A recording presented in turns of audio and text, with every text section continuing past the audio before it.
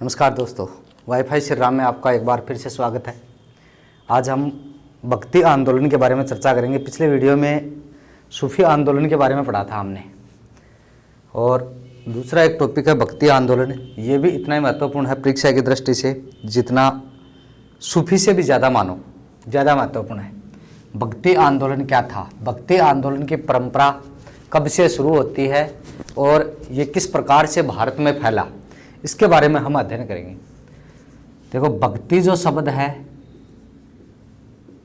भक्ति शब्द भज धातु से बना है। भक्ति शब्द है भज धातु से बना है, जिसका अर्थ होता है ज्ञान प्राप्ति।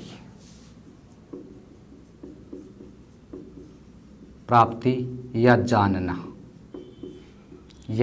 जानना। भक्ति शब्द भज धातु से बना, जिसका अर्थ है ज्ञान प्राप्ति या जानना। भक्ति आंदोलन की शुरुआत, भक्ति आंदोलन जो है इसकी शुरुआत मानी जाती है 6ठी शताब्दी ईसा पूर्व है। भक्ति जो शब्द है या भक्ति आंदोलन की जो प्रक्रिया, उसमें यह माना जाता है कि भागवत पुराण में 3 मार्ग बताए थे। उनमें एक है कर्म मार्ग, दूसरा है ज्ञान मार्ग, और तीसरा बताया था भक्ति मार्ग। इन तीनों में सबसे सरल जो मार्ग है वो भक्ति मार्ग माना जाता है। यानी भागवत पुराण में 3 मार्ग बताए, जीवन के कर्म मार्ग, ज्ञान मार्ग और भक्ति मार्ग। सबसे सरल मार्ग कौन सा माना गया? भक्ति मार्ग।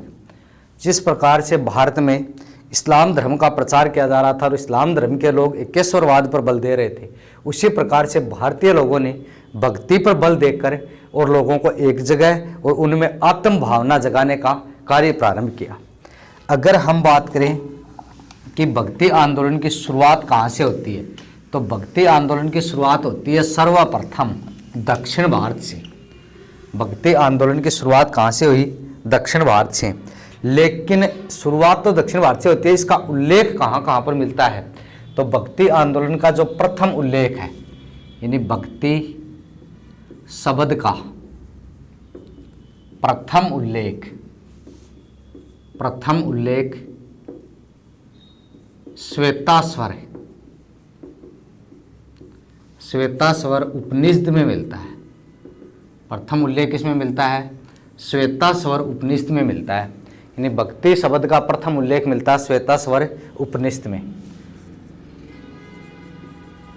भक्ति परंपरा के आदि पुरुष कौन थे? वो थे शंकराचार्य। भक्ति परंपरा के आदि पुरुष कौन थे? शंकराचार्य। और शंकराचार्य को भक्ति आंदोलन का आदि पुरुष माना जाता है। इन्होंने परंपरा प्रारंभ की थी और ये कर रहे थे जो भक्ति आंदोलन प्रारंभ किया, इसमें इन्होंने एक सिद्धांत दिया था और उस सिद्धांत का नाम था अद्वैतवाद। अद्वैतवाद सिद्धांत के जनक कौन थे? शंकराचार्य थे। शंकराचार्य ने को भक्ति परंपरा का आदि पुरुष माना जाता है। भक्ति परंपरा की शुरुआत दक्षिण भारत से मानी जाती है। भक्ति आंदोलन की शुरुआत कहाँ से हुई? दक्षिण भारत से। और सर्वप्रथम भक्ति किसकी करते थे? विष्णु की भक्ति पर, यानी विष्णु भगवान की भक्ति पर सर्वप्रथम बल दिया गया था। दूसरे जो लोग थे वो करते थे शिव की पूजा। दूसरे जो लोग थे वो किसकी करते थे? शिव की। विष्णु और शिव की पूजा करने वाले अनुयायियों में मतभेद होने के कारण 2 भागों में बट गए। विष्णु की पूजा करने वाले जो संत थे वो कहलाए आलवार संत। विष्णु की पूजा करने वाले क्या कहलाए? आलवार संत। और शिव की पूजा करने वाले दक्षिण भारत में क्या कहलाए थे? नयनार संत। तो शिव की पूजा करने वाले यानी शंकर भगवान के नयनार संत, और विष्णु की पूजा करने वाले कौन थे? आलवार संत। विष्णु जी की पत्नी का नाम था लक्ष्मी और शिव या शंकर की पत्नी का नाम था पार्वती। इसलिए शंकर पार्वती के भी मंदिर हैं तो विष्णु लक्ष्मी के भी मंदिर है। लक्ष्मी नारायण मंदिर विष्णु भगवान के हैं और पार्वती शिव मंदिर ये किसके हैं? नयनार संतों के। सर्वप्रथम दक्षिण भारत में परंपरा प्रारंभ हुई और पहला व्यक्ति इसका आदि पुरुष कहा जाता है शंकराचार्य, जिन्होंने अद्वैतवाद सिद्धांत का प्रतिपादन किया। भक्ति शब्द का प्रथम उल्लेख मिलता है किस उपनिषद में? श्वेताश्वर उपनिषद में। भक्ति यानी जीवन के 3 मार्ग भागवत पुराण में बताया, सबसे सरल मार्ग कौन सा है? भक्ति मार्ग। तो ये भक्ति मार्ग की जो परंपरा थी, इसी की शुरुआत, इसी के आदि पुरुष शंकराचार्य ने एक सिद्धांत दिया था, कौन सा? अद्वैतवाद का सिद्धांत। बाद में शंकराचार्य के बाद में इसके जो अनुयायी बने वो थे रामानुजाचार्य। दूसरे जो अनुयायी हैं वो कौन है? रामानुजाचार्य। रामानुजाचार्य ने दक्षिण भारत में अपना केंद्र स्थापित कर और यहां से भक्ति परंपरा प्रारंभ की थी। रामानुजाचार्य भी किसके अनुयायी, किसे पर बल देते थे? विष्णु की भक्ति पर बल देते थे। इन्होंने अपना केंद्र बनाया था मदुरै और कोच्चि को, केरल को। ये इन्होंने अपने केंद्र बनाए, लेकिन वहां चोल वंश का एक राजा था कुलोत्तंग प्रथम। कुलोत्तंग प्रथम से रामानुजाचार्य का मतभेद हो गया और इन्होंने अपना केंद्र बनाया था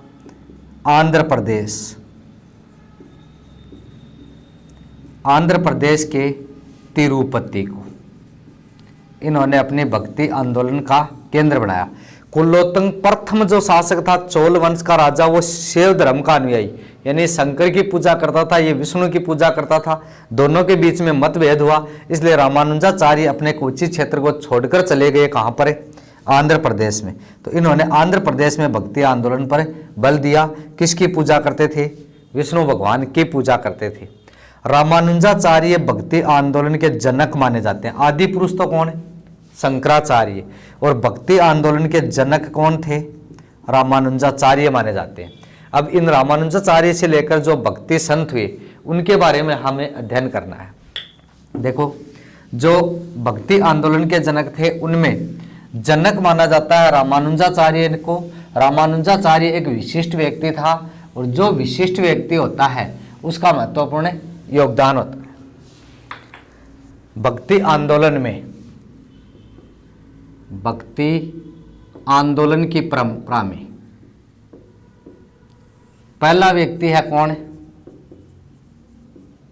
शंकराचार्य।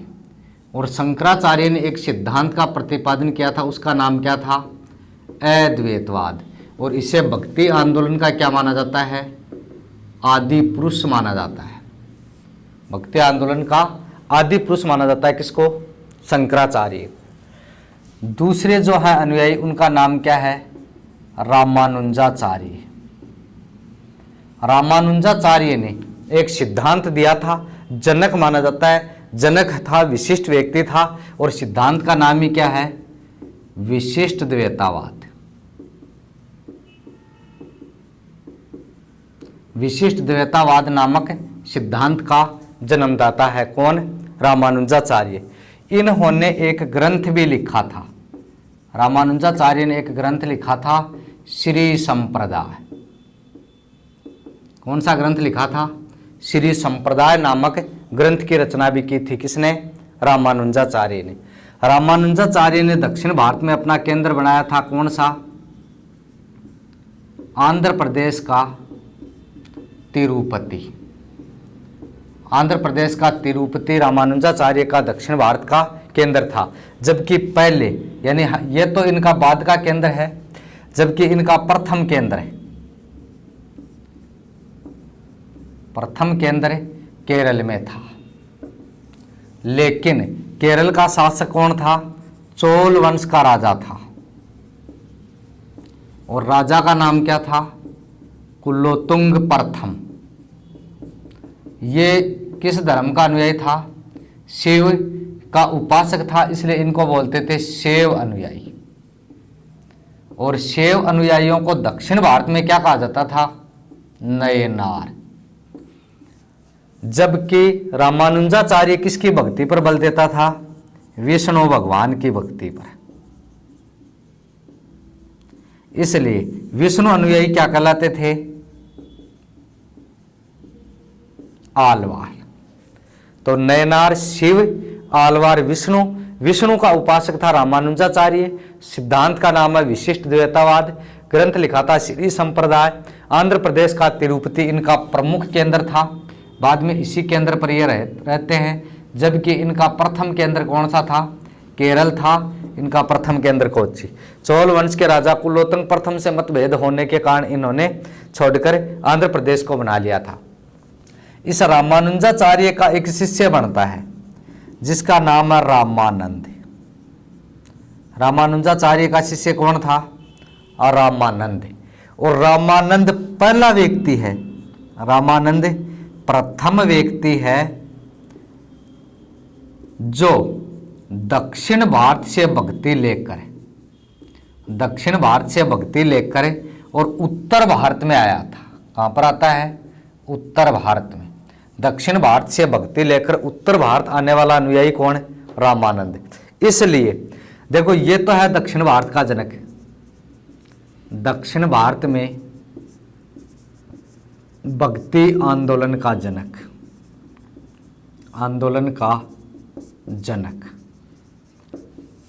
दक्षिण भारत में भक्ति आंदोलन का जनक कौन? रामानुजाचार्य। और रामानंद है उत्तर भारत में भक्ति आंदोलन का जनक कौन? रामानंद जी। उत्तर भारत में भक्ति आंदोलन का जनक कौन है? रामानंद जी। रामानंद ने उत्तर भारत में विष्णु भगवान की भक्ति पर, कृष्ण भगवान की भक्ति पर, क्योंकि विष्णु का अवतार माना जाता था किसको? कृष्ण को, बल दिया था। तो उत्तर भारत में भक्ति लाने का श्रेय किसको दिया जाता है? रामानंद को। ये देखना, शंकराचार्य, रामानुजाचार्य, रामानंद, ये सब सगुण भक्ति धारा के विचारक हैं। सगुण भक्ति धारा के विचारक किसके हैं? सगुण भक्ति धारा के विचारक शंकराचार्य, रामानुजाचार्य, रामानंद। रामानंद ने रामानंदी संप्रदाय की स्थापना की थी। रामानंदी संप्रदाय की स्थापना की थी तथा ये साफ तौर पर राम की भक्ति पर बल देते थे। राम की भक्ति पर बल देते थे। कौन? रामानंद। दोबारा सुनना, भक्ति आंदोलन की परंपरा दक्षिण भारत से शुरू हुई थी। भक्ति आंदोलन का पहला उल्लेख श्वेताश्वर उपनिषद में मिलता है। भक्ति आंदोलन में विष्णु की भक्ति पर बल देने वाले आलवार संत और शिव की भक्ति पर बल देने वाले नयनार संत कहलाए थे। दक्षिण भारत में यह भक्ति आंदोलन का आदि पुरुष किसे माना जाता है? शंकराचार्य जी को। शंकराचार्य जी ने अद्वैतवाद सिद्धांत का प्रतिपादन किया था। उसके बाद भक्ति आंदोलन का जनक माना जाता है किसको? रामानुजाचार्य को। रामानुजाचार्य ने एक सिद्धांत दिया था जिसका नाम क्या था? विशिष्ट द्वैतवाद। यानी रामानुजाचार्य द्वारा विशिष्ट द्वैतवाद सिद्धांत का प्रतिपादन किया था। इनका केंद्र था आंध्र प्रदेश का तिरुपति और इनका प्रथम केंद्र केरल का कोच्चि क्षेत्र था। चोल वंश के राजा कुलोत्तंग प्रथम से मतभेद होने के कारण ये केरल छोड़कर चले गए आंध्र प्रदेश में। वहां उन्होंने भक्ति पर बल दिया। रामानंद किसका शिष्य? रामानुजाचार्य का शिष्य था। अब देखो, बात है इन तीनों की, रामानुजाचार्य, रामानंद और शंकराचार्य। ये तीन थे, तीनों की अलग अलग बातें हैं। एक राम की भक्ति पर बल देता है, एक विष्णु की भक्ति पर बल देते हैं, दो व्यक्ति। उत्तर भारत में भक्ति फैलाने का श्रेय किसे दिया जाता है? रामानंद को, ना कबीर जी को।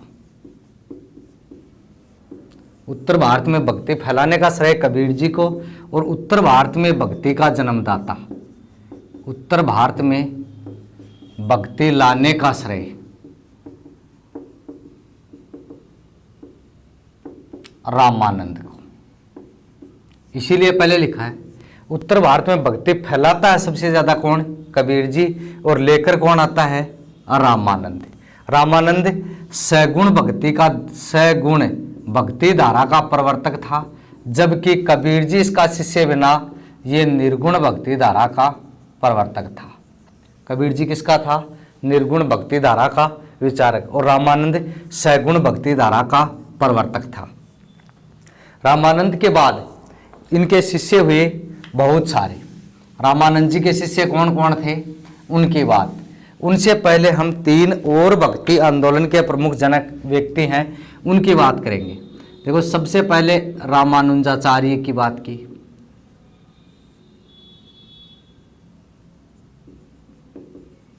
रामानुजाचार्य के बाद में दूसरा जो व्यक्ति बनता है उसका नाम है निम्बारकाचार्य,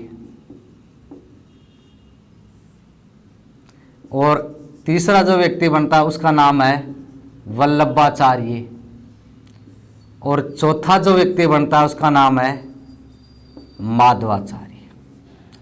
अक्सर इनके सिद्धांत पूछते हैं सीधे सीधे कि कौन किस सिद्धांत से संबंधित था, किसका सिद्धांत कौन सा है। रामानुजाचार्य का सिद्धांत था, उसका नाम था विशिष्ट द्वैतावाद। तो पहला कोई भी प्रमुख व्यक्ति होता है वो विशिष्ट ही होता है। रामानुज विशिष्ट था, विशिष्ट द्वैतावाद। निम्बारकाचार्य का सिद्धांत था द्वैतवाद। निम्बारकाचार्य का द्वैतवाद। और निम्बारक संप्रदाय की जो पीठ है वो राजस्थान में कहां पर है? सलेमाबाद, अजमेर में। वल्लभाचार्य ने सिद्धांत दिया था शुद्धाद्वैतवाद।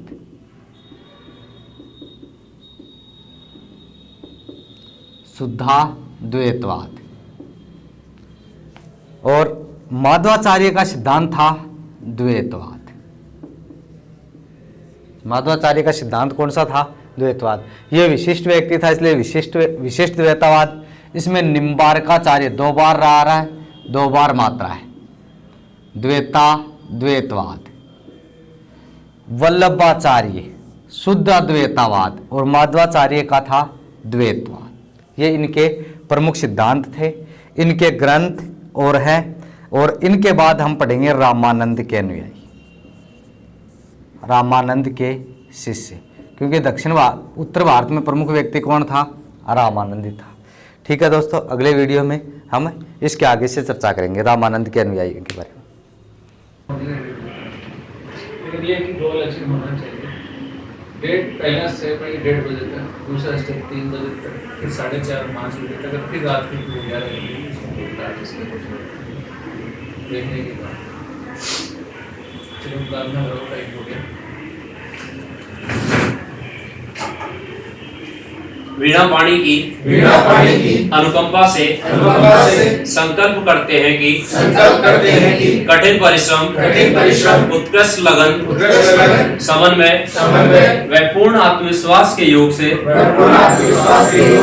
हम अपना लक्ष्य प्राप्त कर रहे हैं तथा भविष्य में भी करते रहेंगे, और जो कुछ करणीय है उसके लिए नहीं शब्द हमारे शब्दकोश में नहीं है। जय श्री राम। आंसर की जल्दी लगानी है।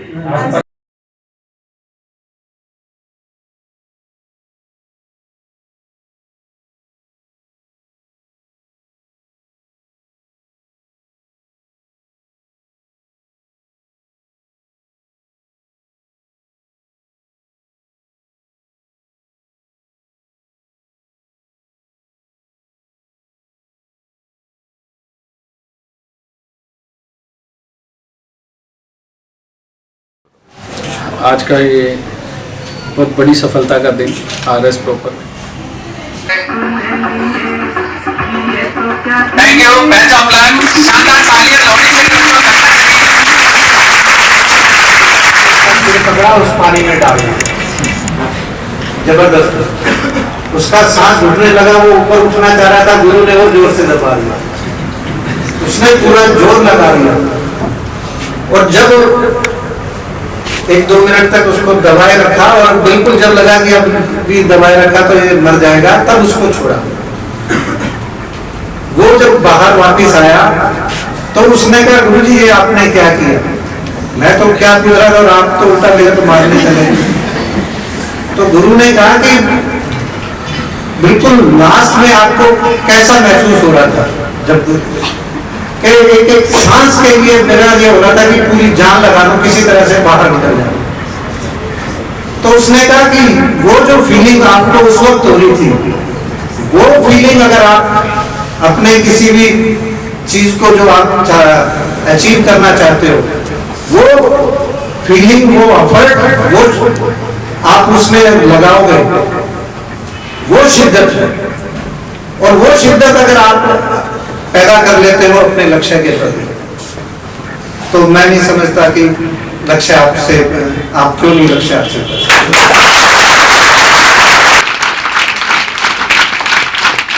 इसके बाद राजस्थान पत्रिका के जनरल हेड विनोद जी चौहान का भी ये विजय स्तंभ है, ये आप सबके भी आप पे मैं ले रहा हूँ, आपकी विजय के लिए।